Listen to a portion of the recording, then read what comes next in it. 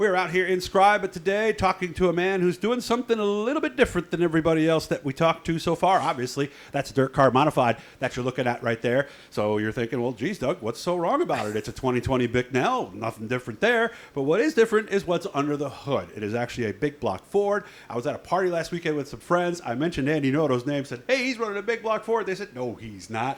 So I guess we'll start there. Yes, we are, right? Yeah, that is correct. It's a big block Ford, 460 Ford. Mm-hmm. So that's the engine that started. The old 460s used to be in the Lincolns and, Yep. and stuff like that, right? Yeah.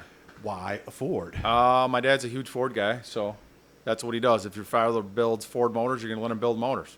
Oh, so he builds your motors? Yep. My dad does all the motors. Him and Mike Mosier does all the machine work and stuff. And my dad's got some friends down south that work for Roush, and, you know, he calls them, bounces stuff off them, so they give him good ideas to do stuff. And I remember you were running a small block for a while at Fulton. Were those Fords too? Yep, they were Fords. Yep.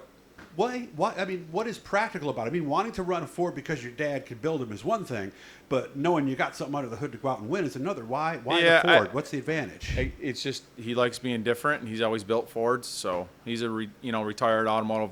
He taught at BOCES here in Mexico for years, automotive machining, and that's what he did. And he's a Ford guy, so that's what we do. I remember there were some guys that were running the 358 Fords right when they came out with they said they had a little more torque. Do they? I don't have much experience in a Chevy, so I really don't have a lot to compare to. Okay. I've hopped in Chad's big block, which is that dirt spec 500 motor, which seems to have a ton of torque in a big block. But Yeah, the 525 or something like that. yeah, I think it's 500, 525. Yeah. I'm not exactly I know the one sure. you're talking about. The one they wanted to try Yeah, to get to replace. His run's really good. That's ago. a great motor. Pat builds him. Pat Morrison does all Chad stuff. He builds a great motor. That thing runs really well. So. Okay. Yep. Been out 3 times this year, Andy has, all at Brewerton, for a total of 8 laps. So let's run down from the first week. What went wrong there? First week, missed warm-ups. We had an issue with the carburetor. Got that straightened out. Went out for the heat race. They waved the green flag. We got on the front straightaway and proceeded to crash in front of us. So tried to avoid and got caught up in it. So Nothing you could have done. There it was. And no, you're in it, huh? No, nothing I could do about it. Pretty much that ended our night. Bent the car up pretty bad. So so we got it all fixed. But how many parts did we have to replace? Was it all body? Yeah, body, some shock stuff. Mostly, Larry was getting ready to go over, and basically, I kind of drove in underneath him. Not by his own doing. Didn't have anything to do with him. But it got everything up here.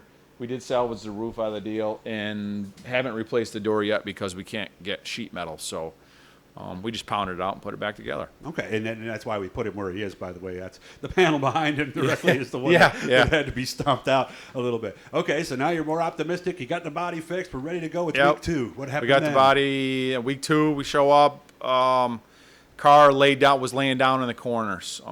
Carburetor issues still. So obviously we didn't have enough time the week before to get it all straightened out and figured out. I didn't even know if the motor was going to run right when we came off of 4 for the first heat race, and didn't run well in the heat race. Pulled in after 5 laps, went out for the feature, ran a couple 2 or 3 laps, wasn't any better, and basically spent the rest of that week chasing, making sure we had electrical stuff was all right. Sent the carburetor out, had that looked at, and that taken care of. So that's what we did that week. Okay. So third week, did it at least run third better, week, or did we get a chance yep, to we even went out for find warm-ups, and the car was pretty good. Okay, so we're thinking, okay, here we go. Motor ran pretty good.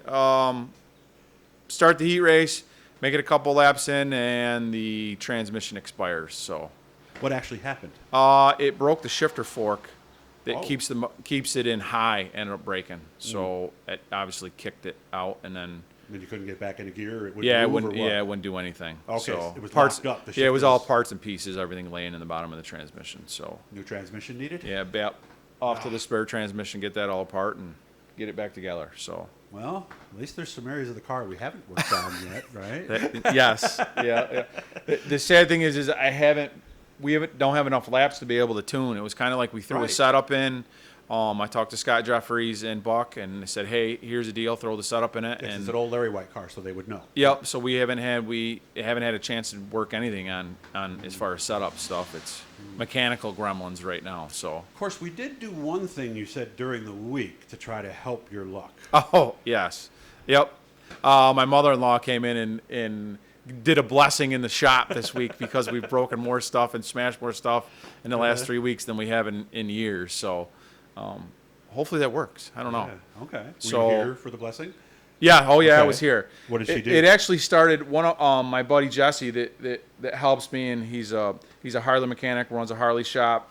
He was working on my bike, and they have a thing they call a gremlin bell that they put on your motorcycle that somebody has to give you. It's supposed to be like a I'm showing your bike now. That's okay. spiritual thing. And he was looking at mine. He goes, "You don't have one on your bike." I go, "I never heard such a thing. I'm not very superstitious person." And so he immediately got on Amazon. He goes, "I'm not ordering one for your bike. I'm ordering one for the race car for this week." So we'll see if that helps. I don't know. Is it on there? No, it's not on there yet. I'm Okay, not sure well, if it's don't coming forget. in yet, but Make sure to hang the little list. I've yeah, seen the list I don't know people hang where from they're. their roofs. They'll probably just end up putting it somewhere on the car and then let me know what's on there. So Okay, good. And so that'll make you feel better and yeah. hopefully get you fast this Yeah. week. So then what are we thinking coming into this week then? I'm always pretty optimistic. I mean, you do what you can do. We can do what we can do, and just try the best we can and have fun. That's the main thing. When we do get all these gremlins sorted out, we finally get running some laps and get a top 10 and get in the groove here. Yeah. What's the plan? Strictly Brewered, or might we do some things at the end of the year? Well, we had planned on doing some weed sport stuff, but Not unless you're running, right? you're right. Yeah, the Brewerton stuff. If you can't finish a heat race at Brewerton, it's not like we're going to show up and run weed sport. You know what I mean? So we'll see. Okay.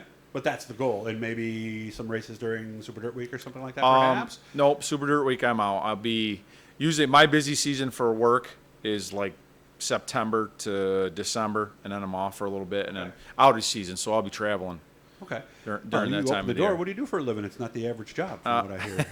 I'm a nuclear safety engineer, Okay. so You're Homer Simpson. yeah. No, those guys are operators. Well, I think we safety inspector in one episode. Yes, That's and right. nothing is like that, by the way. Oh, you just don't so have everybody knows. nothing like that? You No. can't fade people's power on and off if you wanted to like that? No, You can't no. do that? So. Nope. Mhm. But you actually work through a different company, I guess. Yep, I right? work for General Electric. So whenever we have outages, I go in and make sure that the stuff that my guys are doing is safe Okay. and following procedures. And So you're the troubleshooter almost. Something Pretty wrong. much, yeah. Okay, Yep. let's get Andy in here and he'll Yep. tell us what to do. I I would imagine that's it nerve-wracking work because that's important work. no, it's fun. It is I fun? like it. You meet a lot. I've met a lot of great people. A lot of smart people too. So I can imagine. you know, I think right? there's a lot more smart people in racing than people realize too, don't they? Oh, there's a lot of smart people in racing. yeah. They may not have Abso- degrees. Do you have a degree? That's it. No, I do not Okay. have a bachelor's. The degree. old-fashioned way. Yes. Okay, just Yep. by knowledge and experience. Yep. Started from the bottom and worked my way up. Nice to see you can still do that. So, well, Yep. I wish you all the best, man. Seriously, thanks for having me Yeah, out. no, I and appreciate you guys it. are listening to this Thanks now for stopping going, out. Really? That's how his first 3 weeks went? So if you see him driving under the checkered after 35 laps at Friday night at Brewerton, it'll be a little victory right there, right? Oh yeah, finishing will be a victory. Wish y'all the best, man. We Thanks. are like 36 away, guys. Hit the blue E down there. He is subscribed. I hope you're subscribed too. And I will talk to you after you get your first win. Hopefully it'll come soon. Thanks.